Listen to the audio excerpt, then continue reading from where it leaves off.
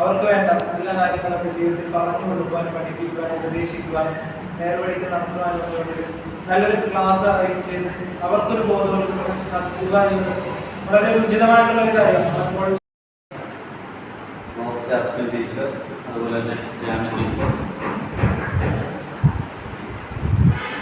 ഈ ഇടവകയിലെ വിദ്യാഭ്യാസ ശുശ്രൂഷ സമിതി അംഗങ്ങളെ, ഈ സമിതിയുടെ ക്ഷണം സ്വീകരിച്ച് ഇവിടെ ഈ ശില്പശാലയിൽ പങ്കെടുക്കാനായിട്ട് എത്തിച്ചേർന്നിരിക്കുന്ന രക്ഷിതാക്കൾ, നമ്മൾ ഇന്നത്തെ പരിപാടിക്ക് പേരിട്ടിരിക്കുന്നത് വിദ്യാഭ്യാസ രക്ഷാകർത്തൃ ബോധവൽക്കരണ ശില്പശാലയാണ്. വളർത്തുക,